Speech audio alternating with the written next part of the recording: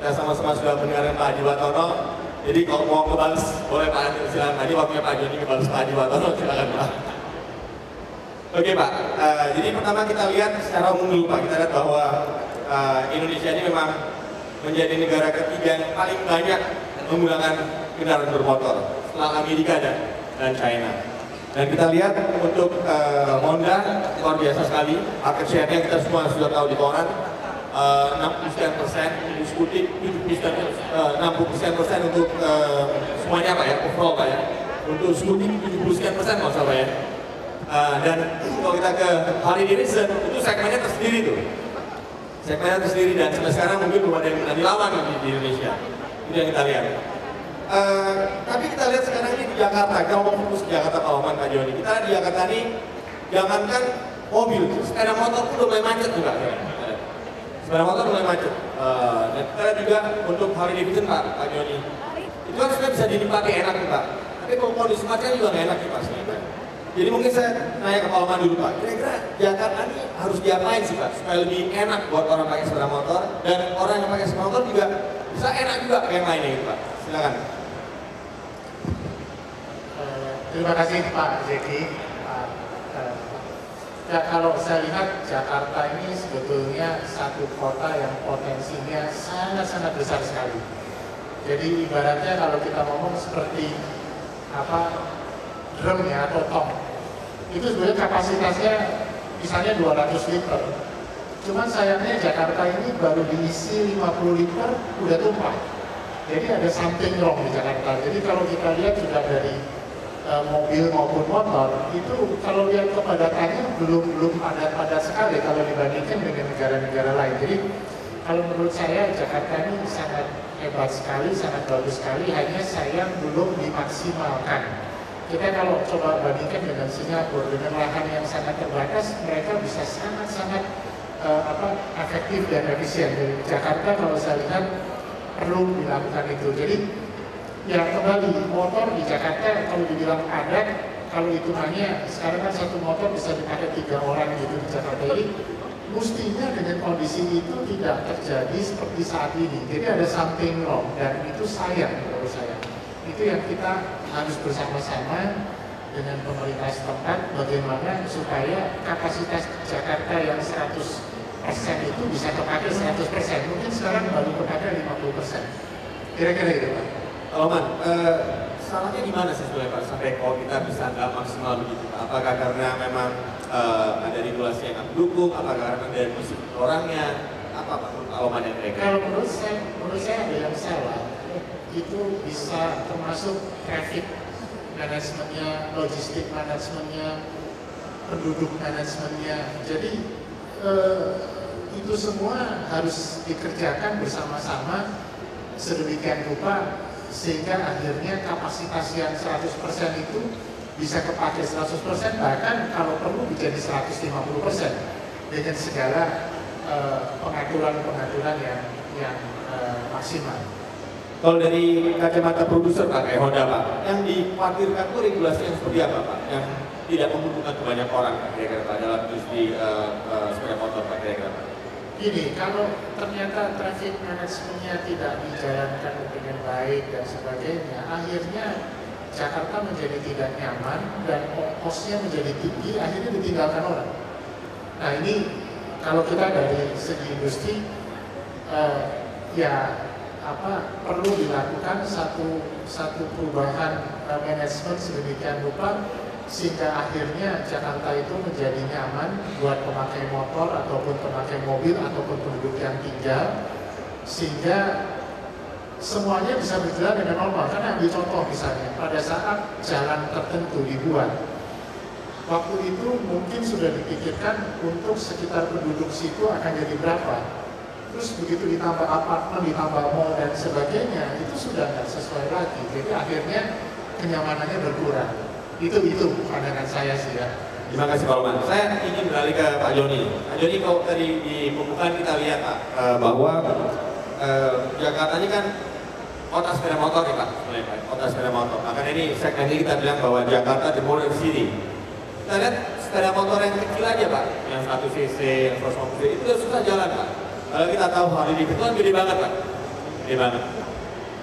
Saya masih ingat Pak Joni pernah bilang bahwa kalau orang beli Harley nggak dipakai itu belum bener tuh. Dan tentunya kan sebagai pengamat merek ingin orang pakai supaya ada after sales-nya jalan gitu Pak ya. Tapi melihat kondisi Jakarta seperti ini Pak, gimana nih Pak Harley Davidson? Komentarnya nih dari Bapak. Kan susah nih Pak, macet-macet kayak Harley. Apalagi kalau udah macet, panas kan di sini Pak ya. 1000 sekian cc Pak, gimana Pak Joni? Terima kasih Pak Dedi. Selamat sore semua, Pak Haji. Semua.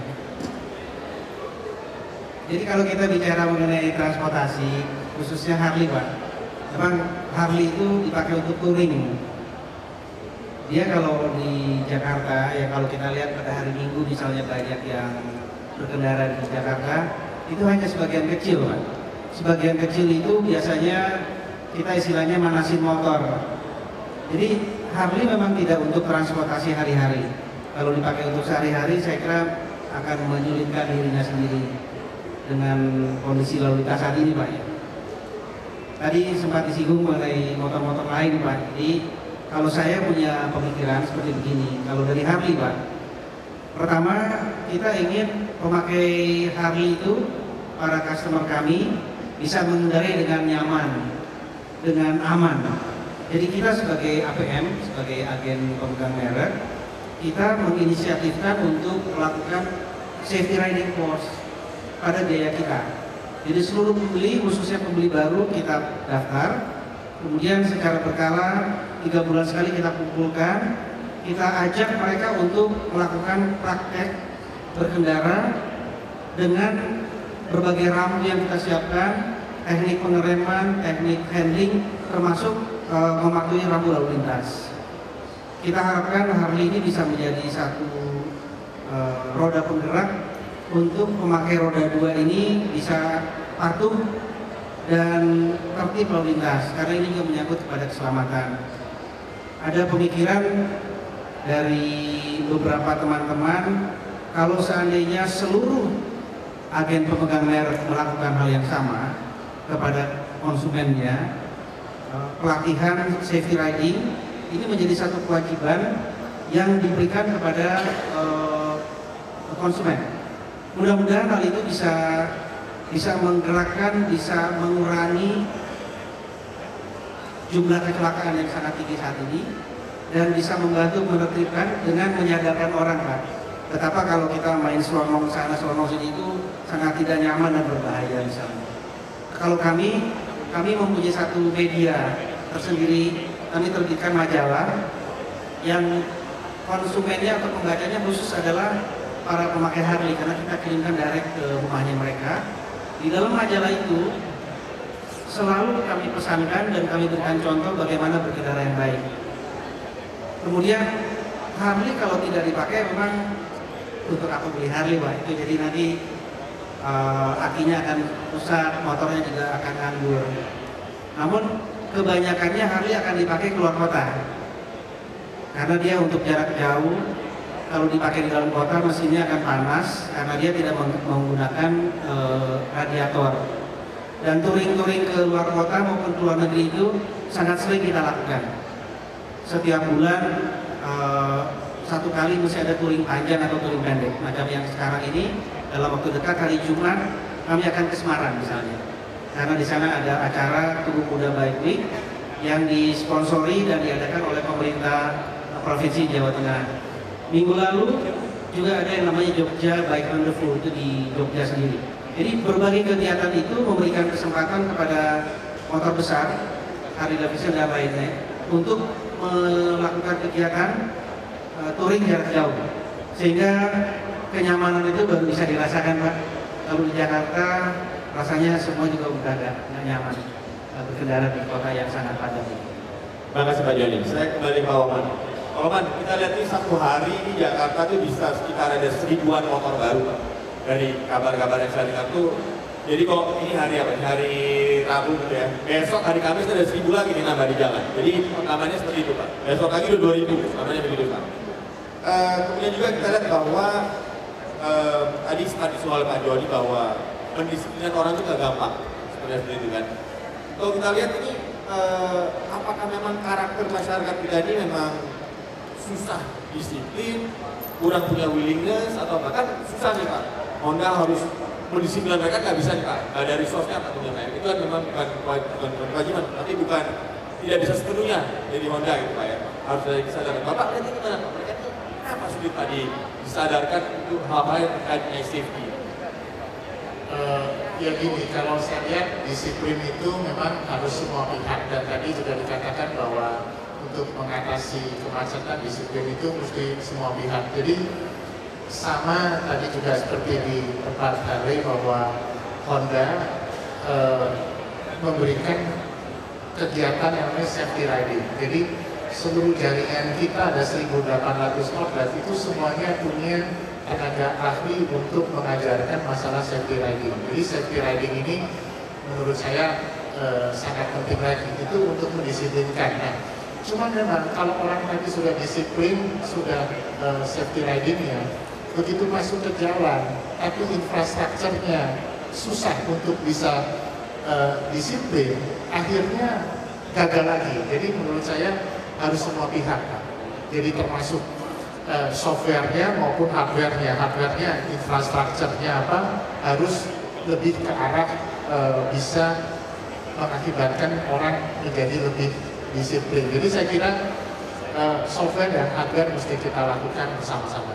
Kalau sama kayak di perusahaan Pak, supaya perusahaan itu bisa perform bagus, ada koordinasi antara tiap bagian, koordinasi, kemudian alignment dan sebagainya Pak yang di dalam perusahaan. Kalau kita lihat mengenai safety di jalan, itu kan melibatkan polisi, melibatkan kayak macam-macam Pak ya. Ini Pak Oman lihatnya, kenapa mereka ini susah sekali Pak ya untuk koordinasi gitu Pak ya. Rasanya kok ada prioritasnya sendiri gitu Pak ya. Kan nggak bisa kita menyerahkan ke polisi aja buat karena mengatur semuanya itu. Masih ada PU jadi Pak Oman menyinggung infrastruktur. Menurut Pak Oman, kenapa nih Pak mereka ini sulit dalam untuk melakukan koordinasi dengan baik? Kira-kira apa nih kritiknya Pak Oman terhadap beberapa lembaga ini? Kira-kira?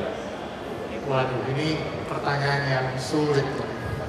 Jadi kalau saya bilang memang harus bersama-sama kesadarannya. Jadi perlu ada satu event menyamakan pemikiran, karena menurut saya yang paling penting itu menyamakan pemikiran. Kalau pemikirannya sudah sama, apa yang dijalankannya juga akan sama. Jadi saya kira secara bersama-sama, baik itu dari asosiasi kendaraan seperti Gaikindo ataupun IC, kemudian juga dari lalu lintas, dari infrastruktur, itu mesti bersama-sama Pak. Dan saya pikir kalau Akpres bisa juga memfasilitasi, mungkin akan jadi lebih baik lagi Pak. Jadi saya kira nggak mudah, kita harus bersama-sama Pak. Terima kasih Pak Loman. Pak Joni, saya mau nanya Pak mengenai penjualan Harley Pak. Untuk Jakarta atau mungkin Jabodetabek Pak, kira berapa persen dari total penjualan Pak? Persen dari total penjualan Harley di Indonesia? Jakarta atau Jabodetabek dari total nasional Pak, mewakili sekitar 50% saat ini. Jadi di luar Jakarta itu ada Sumatera Utara, kemudian Bali, Jawa Tengah, Jawa Timur, dan kemudian sebagian kecil ke Kalimantan Selatan serta ke Sulawesi. Ada tren yang berubah nggak Pak dalam beberapa tahun terakhir ini Pak? Baik dari sisi katakanlah komposisi penjualan tadi apakah lebih besar, mulai membesar di daerah, kemudian dari karakter orang yang membeli. Kalau tadi kita di Ferrari kan mulai berubah nih Pak, mulai lebih ke yang muda gitu Pak ya. Sudah ada sedikit pergeseran. Kalau di Harley sendiri gimana Pak? Ada perubahan apa Pak? Jadi di Harley juga kita melihat bahwa sekarang banyak pemakai Harley yang berusia 30-an. Jadi sudah mulai banyak. Dan ini kita coba kenali terus siapa mereka itu. Artinya karena kita memiliki satu program yang namanya loyalty program melalui kartu yang kita terbitkan namanya Mabua Preferred Card. Setiap pembeli kita data, kita tahu siapa mereka, pekerjaan, rumah, semua detail situ, dan kita bisa petakan ada berapa orang yang sekarang ini menjadi pembeli baru dan banyak sekali pembeli muda Pak, yang usianya lebih muda. Di samping itu, tren pembelian melalui non tunai, melalui leasing juga sekarang sudah mulai banyak. Walaupun tetap secara persentase masih mewakili sekitar 30% dengan leasing dan 70% tunai. Saya nggak ngerti karena apa mereka cenderung untuk membayar tunai. Padahal banyak manfaatnya kalau leasing, terutama untuk tax planning dan lain sebagainya. Dan ini yang merupakan satu upaya yang saya sedang terus-menerus kerjakan, bekerja sama dengan lembaga pembiayaan, supaya pembelian melalui leasing ini bisa lebih banyak, sehingga lebih banyak lagi orang yang bisa dan mampu memiliki harta. Kalau khususnya untuk Jakarta Pak Joni, tren apa Pak yang Bapak akan lihat ke depan kira-kira 3 tahun lagi lah mungkin dari pembeli Harley Davidson sendiri?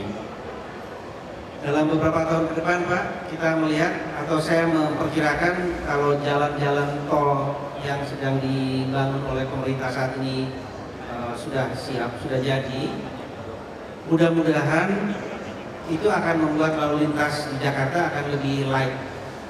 Yang pertama. Kemudian kalau program pemerintah dalam hal ini dari Korlantas serta Departemen Perhubungan mengenai penggalakan kesadaran dan keselamatan berlalu lintas Pak. Kan kalau dari Polri atau Korlantas itu mereka punya slogan, saya pelopor keselamatan di jalan raya, Pak ya. Baik itu untuk mobil, motor maupun pejalan kaki. Kalau ini terus-menerus secara konsisten dilakukan, di mana kita yang tergabung dalam roda 2 maupun roda 4 melalui IMI selalu terus diingatkan bahwa kita adalah pelopor keselamatan di jalan raya. Dalam beberapa tahun ke depan saya mengharapkan jumlah persentase kecelakaan itu akan menurun Pak. Karena sangat menyedihkan sekali, satu hari sekian banyak orang meninggal sia-sia Pak. Itu kebanyakannya disebabkan oleh human error, oleh karena tingkat penyebabnya dari manusia. Nah kalau 3 tahun sampai 5 tahun ke depan ini bisa terus menerus, saya harapkan ya kita bisa melihat sesuatu yang lebih baik. Terima kasih Pak Joni. Pak Loman tadi Pak Joni menyinggung mengenai penambahan jalan dan sebagainya. Padahal kita tahu bahwa penambahan jalan Pak Joni kalau nggak salah di Jakarta cuma 0,01% per tahunnya ini. Itu sangat nggak imbang sekali dengan pertambahan sepeda motor dan mobil. Kemudian juga kita lihat lagi tadi bahwa Pak Ahok ya Pak Basuki Purnama mengatakan bahwa kalau perlu pembeli motor itu punya SIM gitu Pak. Benar-benar punya SIM dan untuk pembelian dengan SIM yang sama akan dikenakan pajak progresif Pak. Terlepas dari semua ini kira-kira trennya ke depan gimana nih Pak untuk Honda sendiri ke depan? Kira-kira tren apa yang baru berkembang di Jakarta khususnya untuk 3 tahun ke depan? Ya gini, memang kalau tadi Harley Davidson 50% di Jakarta Pak ya, karena memang apa yang ya kalau sebenarnya kalau untuk sepeda motor Honda itu di Jakarta itu hanya sekitar 9-10% saja. Jadi sebetulnya pasar kita lebih banyak di luar Jakarta. Jadi kalau saya lihat bahwa Indonesia masih merupakan satu pasar yang potensi buat sepeda motor karena Indonesia sangat luas. Kalau kita ngomong dari Sabang sampai Merauke itu mungkin panjangnya sedikit lebih panjang dari kontinen Amerika mungkin. Jadi kebutuhan akan sepeda motor untuk transportasi, untuk mobilitas ekonomi, saya kira sangat-sangat bagus sekali. Nah, ya kembali lagi bahwa yang kita harus lakukan bersama-sama adalah bagaimana kapasitas kota Jakarta yang 100% tadi bisa digunakan lebih dari 100%. Karena sekarang ini mungkin nggak ada angka yang pasti, tapi saya berpikir diisi 50-60% sudah tumpah gitu loh. Jadi bagaimana sistem-sistem yang ada di Jakarta itu bisa dimaksimalkan sehingga kapasitasnya naik, sehingga orang yang tinggal di Jakarta bisa menjadi lebih nyaman, lebih efisien, dan secara ekonomi juga tidak pemborosan secara logistik dan sebagainya. Oke, makasih Pak Loman. Pak Loman, kita lihat dari angka pencapaian Honda dalam setahun terakhir ini bahkan sampai hari ini pun itu fantastis sekali Pak. Tentu apa namanya yang kita dengar klise di masyarakat adalah ya kita produknya bagus dan sebagainya, which is memang benar begitu. Tapi sebetulnya di belakang itu upaya apa aja Pak? Tentu kan nggak gampang nih Pak bisa menjadi yang seperti itu ya market share terbesar. Itu kira-kira apa Pak? Secret di belakang dapurnya ini apa Pak yang Pak Loman lakukan sampai bisa mencapai itu? Ya sebetulnya seperti tadi yang dikatakan Pak Haji ya, di Indonesia ini banyak anak muda, kalau kita nggak ngikutin mereka, mereka akan lari. Jadi bahwa kita harus berpikir motor itu bukan sekedar alat transportasi, tapi sebagai tempat untuk mengaktualisasikan diri. Sehingga kita harus menyiapkan model-model yang bagus, pelayanan yang bagus, dan kedepannya yang juga saya sering diskus sama Pak Jeki, yang saya pikirkan adalah bagaimana kita bisa engage dengan customer kita. Jadi kalau kita sudah engage sama customer kita, mereka akan loyal dan mereka akan belain kita. Karena coba kita bayangkan sekarang ini ya, motor yang beredar di Indonesia sudah sekitar 50-60 juta. Rumah tangga di Indonesia kalau saya nggak salah sekitar 50-60 juta juga. Jadi artinya setiap rumah sudah ada satu motor. Nah, yang kita harus pikirkan sekarang ini mungkin Pak Jeki di rumah ada mobil, ada motor juga Pak. Mungkin mobil lebih dari satu ya. Apakah di rumah mobilnya sama Pak dua-duanya?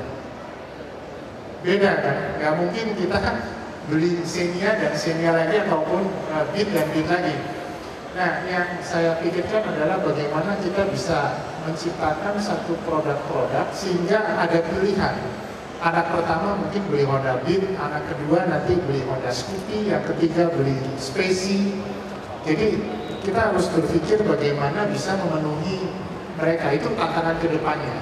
Dan selain itu, ya tadi, dari sisi produk kita harus bisa kreatif. Dari segi operation pelayanan marketingnya bagaimana kita membuat customer itu engage. Karena kalau dia sudah engage, dia akan loyal dan justru dia akan kasih ide-ide ke kita untuk produk-produk selanjutnya. Itu yang kami sedang terus canangkan Pak. Makasih Pak Loman. Pak Joni, kalau kita lihat tadi ya, Honda itu beda segmen lah dengan hari ini. Itu sangat memberikan engagement Pak. Setelah kita lihat meskipun di Harley Davidson itu sudah gak ada yang lawan lah untuk kelasnya Pak ya. Sekarang Indonesia menjadi nomor 1 tentunya. Itu juga concern dengan engagement Pak. Itu gimana sih Pak? Bisa manage orang pemilik Harley Davidson yang karakter berbeda-beda. Kalau saya dengar kan ada Hawk Pak ya, Harley Owners Group Pak ya. Tapi saya dengar lagi kalau saya lihat tadi Pak, di Hawk itu kan ada kayak di partai ada faksi-faksinya gitu ya. Ada yang apa itu istilah itu yang asikers gitu ya, ada Mad Dog, ada kecil-kecil lagi yang beda karakternya. Pak, gimana nih Pak cara menyatukan mereka itu? Kan gak gampang nih, lagi mereka bukan orang-orang yang gampang diatur, banyak bos juga nih Pak. Secretnya apa di belakang itu Pak? Kami mengidentifikasi diri dulu Pak. Kita mengenali diri bahwa kami ini dalam hal ini Mabua Harley Davidson bukan produsen, bukan pabrikan. Jadi produknya sudah pasti dari Amerika. Kita tinggal mendeliver saja. Nah, yang merupakan produk kami 100% adalah servisnya itu. Jadi yang kami lakukan adalah mencoba untuk selalu memperbaiki, meningkatkan, dan menginovasikan servis-servis yang baru. Saya masih sampai sekarang seperti Pak Haji tetap turun tangan Mas sendiri. Karena para pemilik dari Harley ini memang kebanyakan adalah orang-orang yang senior di bidangnya masing-masing. Kita kalau kita memberikan respect kepada mereka dengan turun tangan sendiri, mereka akan juga memberikan respect yang baik. Nah, pelayanan yang kita berikan itu boleh dibilang 24 jam sehari Pak. Dari yang pertama, yang paling mudah saja, kartu nama saya berikan dengan nomor PIN dan dengan nomor HP. Jadi customer saya bisa menghubungi saya langsung. Dari situ saya bisa mengetahui kalau ada komplain langsung bisa nyampe ke saya. Saya nggak pakai protokol kalau seperti itu. Kemudian saya bisa turun langsung ke market, bergaul dengan mereka. saya ajak mereka riding Pak, dan riding itu tidak hanya di dalam negeri karena seperti kita tadi sudah bicara, di sini crowded, jalannya banyak bolong, fasilitasnya kurang begitu menunjang untuk motor besar yang bisa lari dengan kecepatan tinggi. Maka kita kembangkan kepada aktivitas riding di luar negeri. Dan ini bukan saja kepada Hawk, tapi kepada seluruh Harley owners. Saya berikan offering itu. Dan tahun ini benar-benar merupakan satu kegiatan yang hampir penuh. Dalam beberapa bulan kita akan touring ke Amerika, ke Eropa, ke Amerika lagi. Bahkan pada akhir tahun nanti saya sedang merancang ini bersama dengan Hawk untuk merayakan Hawk Rally yang kelima atau keenam barangkali. Itu rencananya di Thailand Pak. Memang agak menyedihkan karena kita membuat devisa di luar negeri. Ini teman-teman pemilik Harley kalau sudah ke luar negeri, mereka sudah siap belanja Pak. Saya baru kembali Senin kemarin dari Amerika, mungkin satu orang berbelanja, saya lebih kurang Pak, saya taksir antara 5 sampai 6 ribu dolar. Itu hanya untuk membeli baju, aksesoris Harley saja. Saya bawa ke dealer ini, saya bawa ke dealer sana. Wah, itu mereka mengistilahkan dirinya kesurupan. Jadi senang belanja, kopernya nambah minimum 1. Jadi paling tidak mereka bawa pulang dengan berat tambahan 20 kilo. Sepertinya itu Pak. Kalau kita bicara mengenai Harley, memang tidak lepas dari kegiatan riding.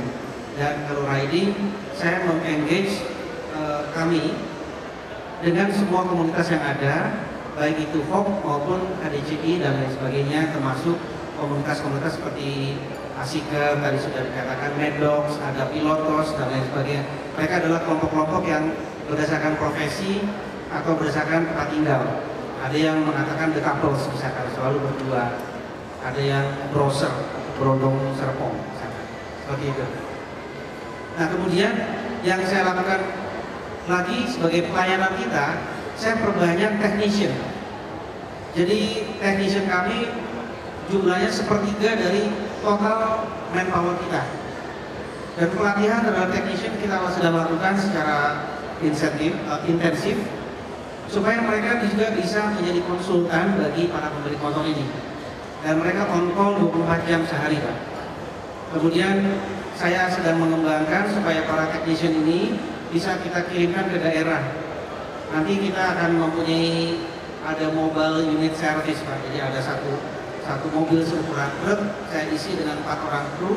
Mereka berjalan dan kita stasionerkan di daerah-daerah di mana dealer belum ada. Jadi di daerah Sumatera Selatan nanti ada 1, di Kalimantan Selatan 1, di Sulawesi 2, di Sumatera Tengah nanti 1, dan customer di daerah situ bisa selalu mendapatkan pelayanan 24 jam, sehingga tidak usah lagi memanggil dari Jakarta misalnya. Jadi dalam hal ini yang ingin kami lakukan adalah pemakai Harley ini bisa memakai motornya 24 jam dengan tidak usah khawatir motornya rusak, nggak akan ada yang perbaiki. Ini mungkin bisa menjadi satu perbedaan kita, competitive advantage kami terhadap merek lain, yaitu di after sales service. Berarti sekarang lebih menjemput bola berarti, mendatangi mereka lebih dekat ya. Oke. Pak Roman, saya mau nanya lagi Pak. Pak Roman, kita tahu bahwa Honda ini terkenal dengan satu statement one heart-nya Pak Roman. Pak Roman bisa jelaskan nggak maksudnya itu apa Pak? Lalu kenapa itu dikomunikasikan secara cukup gencar, bahkan ada di yang satu hari itu ada di motornya pembalap Honda yang ikut GP itu Pak? Bisa nggak dijelaskan? Menurut saya ya, kalau kita mau berhasil dalam satu usaha, itu mesti punya wisdom. Jadi wisdom sesuatu yang bijak, yang ya kita ambil contoh mungkin seperti Apple ya. Apple itu kan wisdomnya bagaimana teknologi bisa menjadi fun, yang rumit jadi lebih gampang dan sebagainya. Kalau kita Honda, wisdomnya adalah one heart. Bagaimana membuat customer kita itu bisa satu hati dengan motornya untuk mencapai cita-citanya. Jadi apa yang selalu dipikirkan oleh kami dari Astra Honda Motor adalah apa yang kita bisa bantu sehingga konsumen kita bisa mencapai cita-citanya. seperti kita ketahui bahwa motor dipakai untuk mereka sekolah, untuk bekerja, untuk leisure. Nah, bagaimana motor tadi itu bisa satu hati dengan pemakainya untuk mencapai cita-citanya. Oleh sebab itu, kita selalu berpikir bagaimana bisa menciptakan motor yang efisien, motor yang disukai mereka, passion, juga yang menguntungkan mereka sebagai investasi. Jadi itu selalu yang harus ada di benak teman-teman di Astra Uda Motor, mulai dari pabrik, desainernya, sampai kepada salesman yang ada di ujung. Jadi salesman kita brainwash bukan saja hanya bagaimana deal dengan customer, tapi adalah bagaimana bisa mengetahui kebutuhan konsumen, motor yang mana untuk menemani mereka mencapai cita-citanya. Jadi itu kira-kira filosofi One Heart.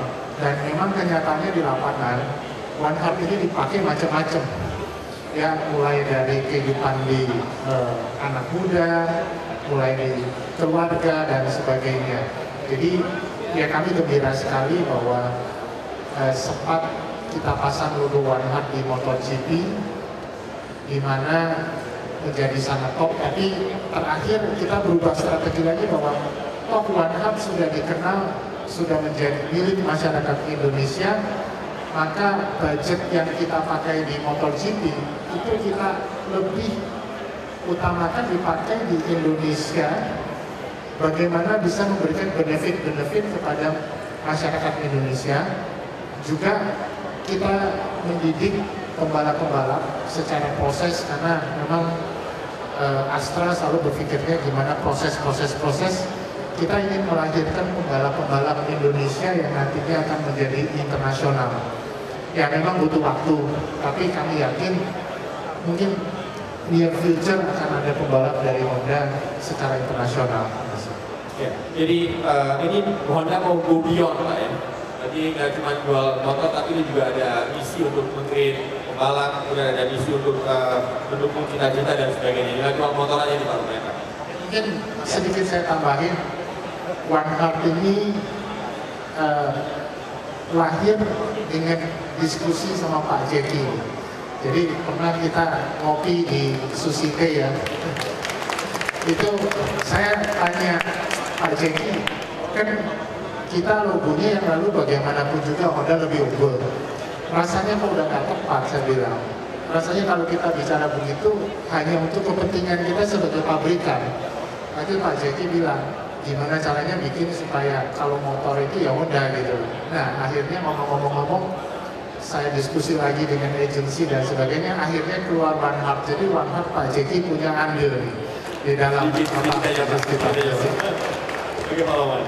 Kalau kita lihat Indonesia ini orangnya spendingnya cukup bagus ya, ruang middle class. Dan kita lihat income per kapita akan naik lagi Pak. Tapi tetap ada tendensi yang tadi Pak bilang, affordability kan Pak ya. Mungkin bukan murah, affordability mungkin ya. Ini strategi pricingnya Honda gimana nih Pak? Bapak dulu pernah share sama saya bahwa sekarang peningkatannya dibalik kan. Orang mau beli harga berapa, lalu kita bikin produksinya, costnya memenuhi itu Pak. Dengan margin yang cukup, Bapak bisa share sedikit Pak, pricingnya gimana tetapkan?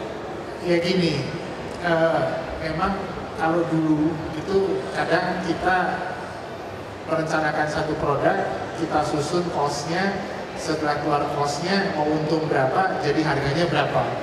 Saya kira cara ini sudah nggak tepat. Nah, kita justru sekarang membalik. Kita mau bikin yang produk dengan harga sekian masuk segmen tersebut. Maka justru kita harus hitung ke belakang. Nah, memang nggak mudah untuk merubah ini, dan itu pernah saya lakukan juga di tahun 2007. Kita keluar satu produk facelift baru, tapi justru kita turunin harganya 1 juta rupiah. Mulanya orang menganggap bahwa wah nanti resale value-nya rusak dan sebagainya, yaitu Supra X 125. Tapi ternyata malah menjadi top ya. Dan tadi betul, masalah affordability itu sangat relatif Pak Jack ya. Indonesia memang di middle segmennya ini tumbuh berkembang cukup pesat ya. Bahkan saat ini kami lebih mudah jual motor yang mahal nih. Mungkin nanti giliran Pak Harley Davidson. Jadi motor yang mahal itu volumenya justru sekarang lebih banyak dari motor yang kita punya Revo, itu jualannya sekarang ini sekitar 30 ribuan. Tapi kita bisa jual Vario Techno itu 80 ribuan yang harganya 16 jutaan, 17 jutaan, justru lebih mahal. Juga kalau kita lihat Honda Beat itu kita bisa jual 140 juta yang harganya lebih mahal dari Revo.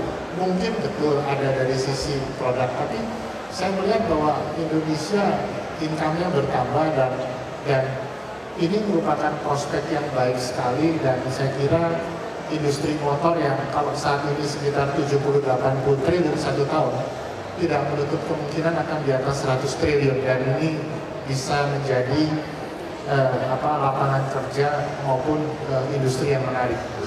Terima kasih Pak Loman. Saya beralih ke Pak Joni. Pak Joni, kalau bicara tadi Pak Joni mengatakan bahwa 30% saja yang leasing Pak, 70% itu cash. Jadi pasti kita bisa asumsikan bahwa mereka ini punya banyak duit lah, gitu Pak ya. Tapi meskipun mereka punya duit, kan tidak berarti tidak ada strategi pricing dari Harley Davidson Pak. Itu kira-kira gimana Pak penerapan pricingnya? Apakah udah yang di Amerika mengatakan sekian kita jual segitu atau gimana Pak? Ada strategi tertentu nggak pricing Pak? Kalau pricing kami tidak bisa memiliki independensi yang terlalu banyak Pak, karena memang dari pabrik sudah ada satu komposisi harga yang kita harus ikuti. Namun kadang-kadang ada yang kita coba rubah sedikit dalam strateginya. Kalau misalkan ada produk yang kita pikir mau kita perkenalkan, jadi kita mau taruh di mana, di bawahnya jenis ini atau di atasnya jenis yang mana, itu ada kita rubah-rubah sedikit Pak. Namun secara umum sih kalau dari sesi harga sudah bagus. Tapi ada nggak Pak, 1-2 gitu pelanggan yang kasih diskon dong gitu Pak, orang Indonesia lah Pak ya? Kira-kira nggak? Lalu gimana Pak Doni menanggapi itu Pak? Saya ikut Pak Haji deh, kalau sama customer kita harus kalah ya Pak ya. Tetap Pak, diskon itu kayaknya satu apa ya, kenikmatan, satu gaya Pak. Tetap aja biar kayaknya udah kayak gimana, masa nggak ada diskon sih buat gue? Ya ada deh. Apa diskonnya? Helm 1 dulu. Apa Pak diskonnya Mas? Saya kasih helm 1 Pak. Oh helm? Ya.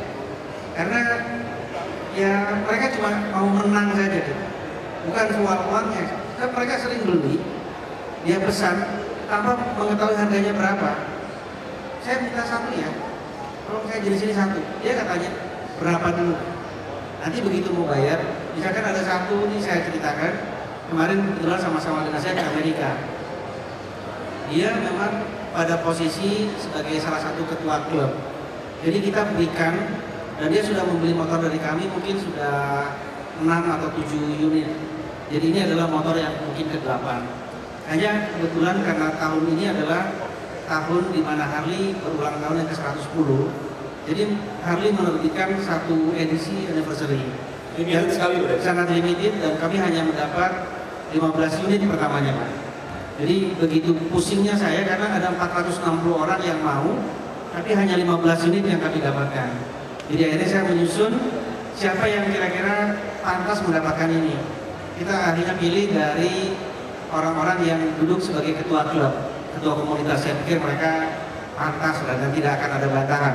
Pasti sudah punya uang dan dia di komunitasnya adalah seniornya. Jadi satu kita berikan kepada personal ini yang ikut dengan saya ke Amerika.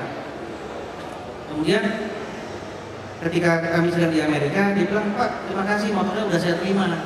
Itu harganya 910 ya? Hah? Kenapa 910? Mahal sekali sih Pak.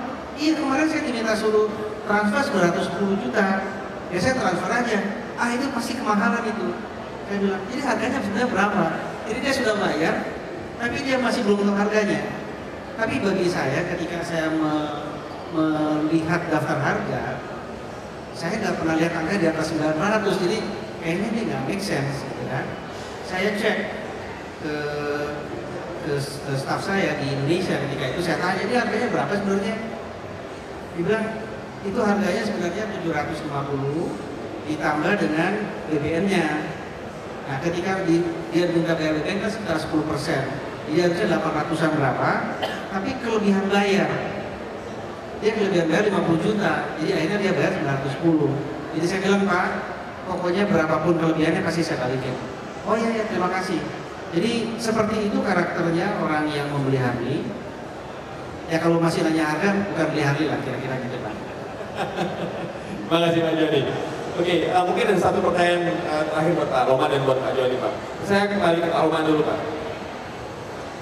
Kita lihat bahwa Indonesia masih menjanjikan Pak, 5 tahun ke depan orang masih optimis dan semua bisa dikatakan tetap akan beli motor gitu Pak. Tapi kira-kira dalam jangka pendek ini Pak, apa yang perlu pemain dalam industri sangat concern agar bisa tetap bertahan 60-70% market share seperti yang Pak Loman capai ini Pak? Apa yang Pak Loman akan jadi PR setiap hari buat Pak Loman dan tim Honda di Indonesia untuk make sure bahwa akan bisa maintain market share seperti itu Pak? Kan tentunya lain juga nggak tidur Pak nih, pemain-pemain pesaing lainnya nih Pak. Apa yang Pak Loman really concern ke depannya nih Pak? Ya kembali tadi kalau saya lihat filosofi One Heart. Jadi yang harus dipikirkan adalah bagaimana kita bisa membantu konsumen kita mencapai mimpinya. Ya, jadi jangan kita berpikir kita yang jagoan ataupun kita yang unggul ataupun kita yang hebat. Tapi yang harus kita pikirkan terus-menerus adalah bagaimana konsumen-konsumen kita bisa mencapai mimpinya. Itu akhirnya akan diterjemahkan dengan kita bisa membuat produk yang bagus, pelayanan yang bagus, sehingga mereka customer mempunyai experience yang bagus. Kalau experience yang bagus akan engage dengan kita dan akhirnya loyal. Jadi yang tadi juga yang saya bilang bahwa tidak mungkin di satu rumah itu punya dua kendaraan yang sama. Kita harus pikirkan terus mimpi-mimpi mereka Pak. Jadi engagement kuncinya berarti Pak ya? Engagement itu kuncinya menurut saya dengan wisdom One Heart tadi. Pak Joni, terakhir ya Pak. Pemeliharaan itu sudah pasti nggak perlu khawatir dengan quality, nggak perlu khawatir dengan macam-macam Pak. Tapi kita lihat penjual Harley ini kan juga nggak perlu orang yang knowledgeable di belakang itu Pak. Gimana? Pada posisinya belum memenuhi semua modul yang harus ditempuh, maka akan ada pemotongan gaji atau ditahan kenaikannya secara berkala dan lain sebagainya sebagai bentuk hukuman buat dia. Setelah itu orang-orang ini harus turut di dalam kebersamaan dengan customer. Ini ada customer pair, ada mereka harus ikut sebagai front line, staff marketing semua tidak boleh ada di back office. Saya sertakan bahkan sampai orang yang di back office, orang keuangan sekalipun bergaul dengan customer. Ini harus kenal customer sampai detail supaya kalau kita sudah berorientasi pada customer, jadi customer oriented company, orang yang di back office pun mengerti siapa customer itu secara person. Jangan dibilang tuh kalau deal dengan gua lama deh misalkan. Itu paling parah sekali Pak. Saya paling sedih kalau sudah dibilang ini gua lama sekali. Bisa loncat-loncat ya Pak karena saya cari apa yang membuat lama. Misalkan servis motor di kita lama. Saya cari penyebabnya karena itu tidak boleh seperti itu. Kemudian orang-orang frontline saya juga harus bisa naik Harley. Jadi mungkin untuk kesempatan untuk membeli Harley masih cukup panjang. Namun demikian kami mempunyai banyak puluhan motor demo untuk orang-orang ini, anak-anak buah saya bisa menguasai. Jadi mereka mengerti karakter motor itu sendiri bagaimana, baru bisa berbicara dengan customer secara secara seimbang. Karena customer selalu tadi Pak yang di sini itu ada yang menyampaikan bahwa customer itu lebih pintar, mereka sudah browsing dulu, mereka sudah tahu apa yang mereka mau. Jadi kalau datang di showroom kita, kalau adu kita dengan customer, dia sudah tahu apa yang dia mau. Itu repot kalau kita nggak ngerti Pak. Kemudian banyak lagi program lain. Kita ada program manajemen trainee, kami rekrut program yang namanya fast track program. Saya ambil S1 atau S2 untuk bisa menduduki middle management. Kami didik mereka setahun untuk segera mereka jadi supervisor. Karena perkembangan Mabu Harley Davidson sendiri dalam beberapa tahun terakhir ini agak pesat. Kita diminta membuka di sana, kita harus buka di sini. Kalau orangnya kurang, karena yang kami lakukan adalah pelayanan. Kalau kita ambil orang begitu rupa tanpa kita harlikan dulu, ini repot Pak. Karena kami bukan sifatnya kayak jual dan selesai. Saya masih temanin dia, untuk dia. Customer intimacy tadi Pak Haji sudah bilang. Kemudian di level senior, pada level manajer ke atas, kami berikan kesempatan kepada karyawan untuk memiliki Harley Davidson sendiri. Itu satu penghargaan dari saya kepada karyawan untuk bisa memiliki. Saya potong harganya 50%. Kemudian boleh cicil 5 tahun. Jadi itu harga yang super murah mungkin Pak ya. Namun itu hanya untuk mereka yang berprestasi, yang saya anggap memiliki potensi ke depannya untuk bisa bersama-sama dengan saya mempertahankan eksistensi perusahaan ini. Jadi mereka harus punya sense of belonging terhadap perusahaan ini, sehingga mereka juga harus punya Harley dan mereka bisa menamakan dirinya sebagai Harley owners juga. Jadi bukan pegawai mobil lagi, biasanya adalah sebagai Harley owners. Baru bisa mengatakan, membahasakan kepada customer-nya sebagai bro dan sebagai sister. Banyak lagi program kita Pak, namun pada intinya adalah pengembangan sumber daya yang terus menerus. Terima kasih Pak Yedi. Bapak Ibu sekalian, kita berikan tepuk tangan untuk Pak Johannes Roman dan juga kita berikan tepuk untuk Pak Joni Rahman. Terima kasih Pak. Dan kesimpulannya untuk kalian adalah meskipun main di segmen yang berbeda, Honda dari penciptanya Honda, pendiri Honda, dan Harley Davidson dari pendiri Harley Davidson, mereka punya totalitas. Jadi nggak setengah-setengah tadi Pak Haji bilang kan, nggak setengah-setengah. Dan ini tercermin sampai akhirnya go beyond sepeda motor. Kita seperti itu. Kemudian kita lihat juga ke depannya, semuanya all out. Di belakang Harley Davidson, di belakang Honda, semuanya all out juga. Nggak ada complacency. Meskipun semua dua-duanya juga sudah memegang market share terbesar di segmennya masing-masing. Dan yang ketiga kita lihat adalah apa? Engagement yang luar biasa dengan customersnya. Yang juga nggak main-main dilakukan oleh Honda, dilakukan oleh Harley Davidson, dan penanganan customer yang hands on, nggak hengki-hengki angka, asok-asok, tapi cepat dan ada di mana-mana. Tadi Harley mendatangi pelanggannya, Honda dengan outlet yang banyak, dengan 3S-nya yang parumannya.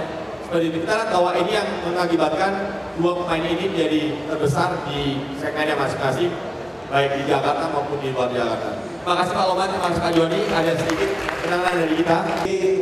Anda sekalian beruntung ya mendengarkan seminar yang nggak mungkin bisa didapat di sekolah bisnis apapun. Karena satu mewakili motor gede, rajanya motor gede, satunya merajai motor kecil. Katanya di Balikpapan itu ada Ikatan Motor Kecil Indonesia, IMDI gitu. Ada IMDI, ada IMDI, ya. Jadi kita membuat Jakarta Marketing Week untuk pertama kali.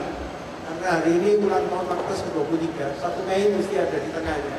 Dan akan kita lanjutkan tiap tahun. Maksudnya adalah perangsang orang untuk mengerti marketing yang baik dan benar, ya. Dengan mendatangkan, mengundang teman-teman kita.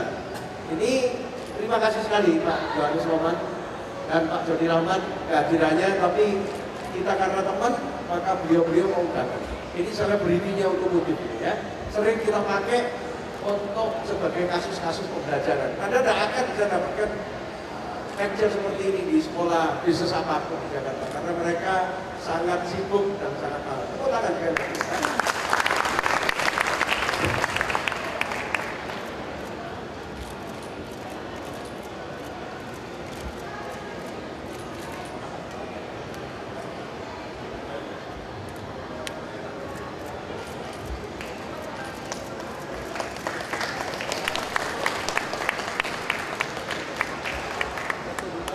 Foto dulu semua bareng-bareng Pak, silakan Pak. Foto dulu.